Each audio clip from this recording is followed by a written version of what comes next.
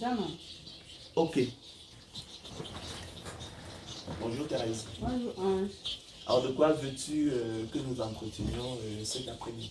Ange, beaucoup de personnes confondent la prédestination et le fatalisme. Peux-tu s'il te plaît nous clarifier ces deux concepts? Ah, merci Thérèse pour ta question importante. Effectivement, c'est une question pertinente et il est normal effectivement que l'on se pose cette question. Et parce qu'effectivement, lorsqu'on te parle on te révèle la prédestination, on te révèle l'élection et la grâce. La question qui nous vient souvent à l'esprit au regard bien qu'effectivement on retrouve ça dans la Bible, au regard de toute notre culture, on a l'impression qu'on est là dans ce qu'on nous appelait le fatalisme. Donc il est important de clarifier ces choses. Pour faire simple, nous dirons simplement que, comme tu l'as dit, les personnes ignorantes et mal affermies, décrit l'apôtre Pierre, tordent le sens des Écritures. Il n'y a pas que cette notion de prédestination.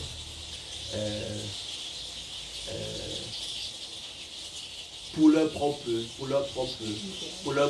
oui, confondant en l'occurrence pour ce qui nous concerne la prédestination avec le conte profane et absurde du fatalisme, qui est une catégorie philosophique fictive, hein, et qui a pour code ne rien faire, hein, et qui conclut, hein, à l'inutilité de l'effort, comme l'a si bien montré Leibniz, selon qu'il est écrit, comme l'a si bien démontré Leibniz, hein, et je vais citer ce que Leibniz disait: si l'avenir est fatal, dit le fataliste, si ce qui doit arriver arrivera nécessairement, à quoi bon se dépenser en efforts inutiles? Ne rien faire. Telle est la conclusion pratique et le code du fatalisme. Mais comme je l'ai souvent démontré et je l'ai souvent dit, la prédestination, hein, a pour code la persévérance des saints, hein, qui n'a rien à voir en fait avec le fatalisme. C'est ça la différence entre les deux. Hein. La frontière est fine, mais c'est une différence fondamentale. Donc, le conte profane et absurde du fatalisme a pour code de rien faire et conclut à l'inutilité de l'effort. Si l'avenir est fatal, si ce qui doit arriver arrivera nécessairement, à quoi bon se dépenser en efforts inutiles? Ne rien faire. Telle est la conclusion pratique et le code du fatalisme. L'élection de la grâce, elle a pour code la persévérance des saints. Je l'ai dit précédemment, c'est la nature qui nous l'enseigne. Les lois des semences dans le monde naturel et dans le monde spirituel, en fait, sont les mêmes. Hein? Et de même qu'il faut que le laboureur travaille avant de recueillir les fruits, ça c'est 2 Timothée 2,6. De même qu'il faut que le laboureur travaille premièrement, d'abord avant de recueillir les fruits, de même qu'il faut que le laboureur travaille premièrement avant de recueillir les fruits. De même aussi, et par analogie, il faut que les deux travaillent et persévèrent avant de recueillir du don de la foi qui est la semence de Dieu en lui, le précieux fruit qui est le salut, le repos de l'âme et la vie éternelle. Car c'est en espérance que nous sommes sauvés. Or, l'espérance qu'on voit n'est plus l'espérance. Qu'on voit peut-on l'espérer encore, mais sous l'espérance que nous n'avons pas l'attendons avec persévérance. Nous avons en effet besoin de persévérance afin qu'après d'avoir accompli la volonté de Dieu, nous obtenions ce qui nous est promis. Donc, pour mieux comprendre ce que je dis, lorsque je dis que la persévérance, c'est le code de la prédestination, il faut se dire que il faut peut-être définir ce que c'est que la persévérance des saints. La persévérance, c'est simplement l'action de persévérer, c'est la qualité, la conduite d'une personne qui persévère. Et c'est quoi le verbe persévérer? Le verbe persévérer, pour sa part, signifie continuer de faire, d'être ce qu'on a résolu par un acte de volonté renouvelé. Donc la persévérance des saints hein, témoigne donc hein, témoigne de la liberté et de la responsabilité des élus de Dieu, comme sous-entend le sens du verbe persévérer qui comporte un acte de volonté renouvelée. Donc on dira donc que la liberté de la volonté des élus de Dieu se connaît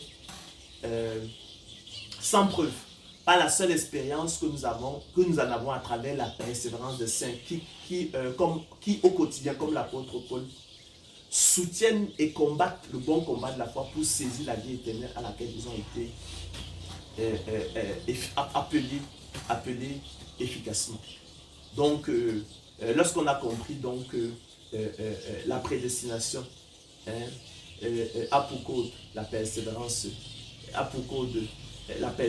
des saints, lorsqu'on a compris que le fatalisme, lui, a pour cause de ne rien faire, et qu'il conclut à l'unicité de foi, vous voyez il s'agit de deux choses différentes. La frontière est fine, mais il s'agit de deux choses différentes.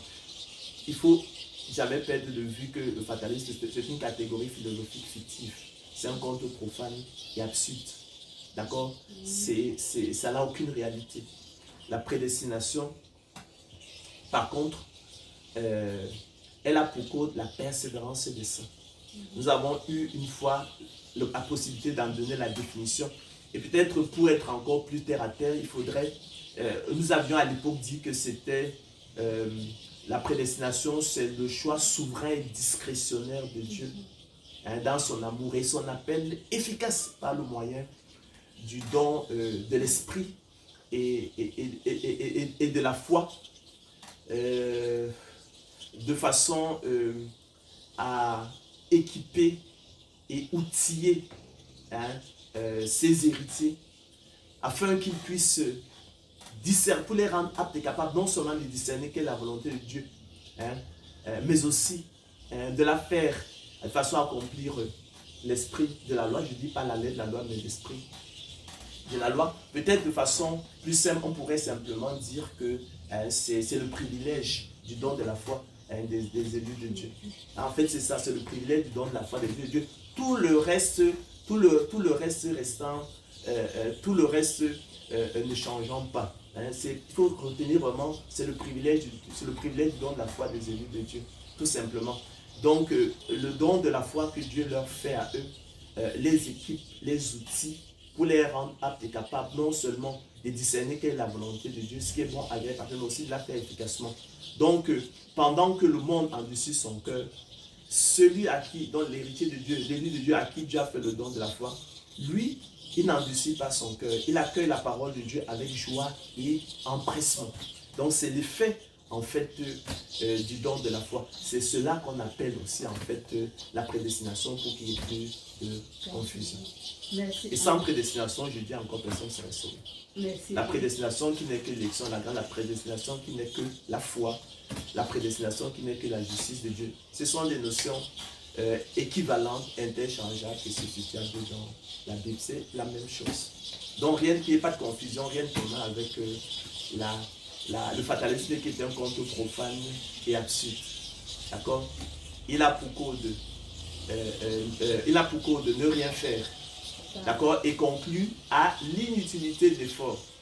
Si l'avenir est fatal, dira le fataliste, si ce qui doit arriver arrivera nécessairement, à quoi bon se dépenser en efforts inutiles, ne rien faire? Telle est la conclusion pratique et le cause du fatalisme. Ça n'a rien de commun avec la prédestination dont nous vous parlons, qui a pour cause la persévérance de ça. Merci. C'est moi qui remercie.